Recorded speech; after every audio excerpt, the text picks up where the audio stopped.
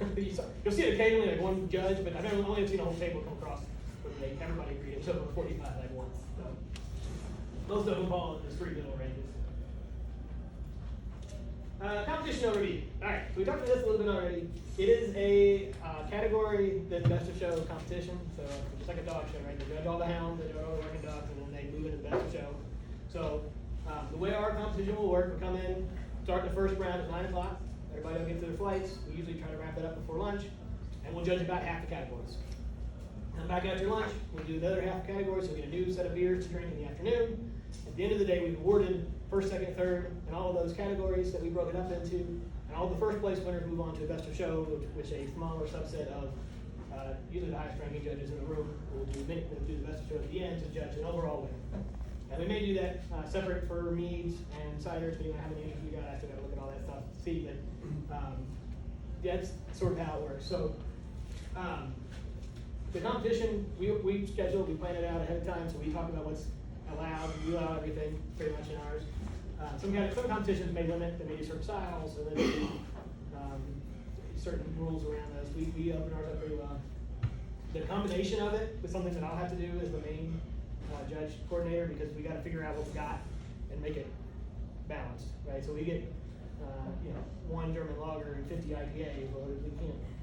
We got to find something. We usually don't combine them. We try to combine things only if we have to in a logical block. We may combine German lagers and amber German beers and something like that, so that they're kind of good enough to make a category. The judging and jury assignments, again, for this competition, I'll be doing that because I'm going to be the main judge person. Again, can't stress this enough. If you sign up and you've not done this before, you will be paired with somebody who has. So don't be intimidated by the fact you've not done it before. You will have somebody that will walk you through it. 99% of the people that judge beer are wonderful people, and just like talking about beer, they'll be happy to sit there and walk you through it. So, great. Yeah, multiple sessions going on with we'll have about 2.5 hour block for each session, probably. Usually about what we try to do. Idealistically, people are done in about 10 minutes per beer. Some people are slower than that, some people are faster, depending on how many beers in your flight, how quick you gotta go. But we've done this enough that we're pretty good with it, we're pretty efficient with it, and it usually runs well. Just some roles and things you may hear. You may hear the term head judge thrown around. It typically is referring to the most experienced judge at the table. So when you're doing a flight, there's usually hopefully three judges. The head judge is just sort of the person who's in charge of sort of organizing the flight and making sure things are coming and going and helping with the rules, helping guide the people who haven't done it before, that kind of thing. You may also hear the sort of the judge curator, judge coordinator, that's where we use judge coordinator, called head judge, but that they usually refer to the person who's running it, which is in this case me. Which means I'll be sort of in charge of organizing all the judging and coming up with pairings and all that kind of stuff. And if there's a question or comments or concerns or complaints, they come to me and I got to deal with it. So, or if there's a disagreement at the table or something, I would break the tie kind of thing. That usually doesn't happen, but typically we're talking to head judge at the time at the table. Judge is just any judge with a BJCP rank.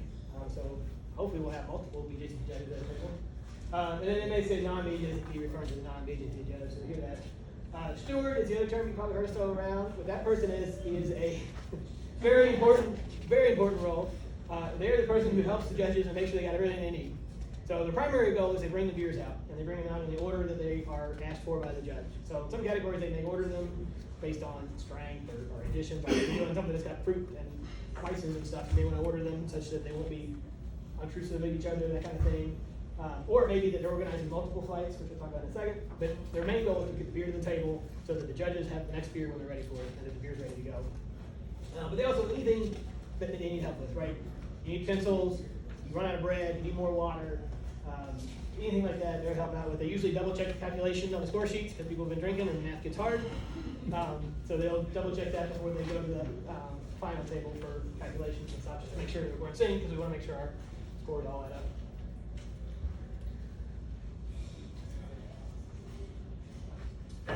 Couple things to know. If you enter, you won't judge your own category.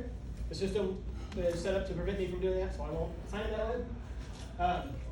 We will assign judges to the flights. The flights are combined. We talk about usually by category, but there may be multiple categories. If there's not enough entries, we'll combine stuff together. And the one sort of thing I'll talk about if you're doing 2 flights. So we may have a queue judging. We almost certainly will for some categories. IPAs, specialty IPAs. There's so many entries, one set of judges can't judge them all. And so we use a process called queue judging, where the steward will have 20 beers in their cooler. And there'll be a set of 3 judges and a set of 3 judges, and they'll bring 1 beer to each one. And as they finish, they bring them the next beer, whichever's next in order. So that they go through them all. And ultimately they'll get done, and this set of judges will do half the beers, and this set of judges will do half the beers. And then they'll come together with the top 2, 3 beers of each of those set of 10, and they'll do a mini best of show. And so usually what happens there is you'll have 6 judges at the table, you'll pare down to 3. Typically the 2 head judges are the most experienced, and then whoever of the other 4 that either want to or are qualified the most to do it, depending on how he wants to do it, we'll get together. They'll just do a mini best of show. You don't rescore it, you don't have to refill out a score sheet or anything. It's just to learn, to taste them again, compare, contrast, pick your first, second, third, and be done with it at that point. So if you hear us talking about a mini best of show or a queue judging, that's what we're doing, right? That's because there's so many entries in that category. You can't break IPAs into 2 categories, so you still want to do one big category. But you got to do it separate, you got to have multiple sets of judges. All right. Questions before we move on to the actual score sheet?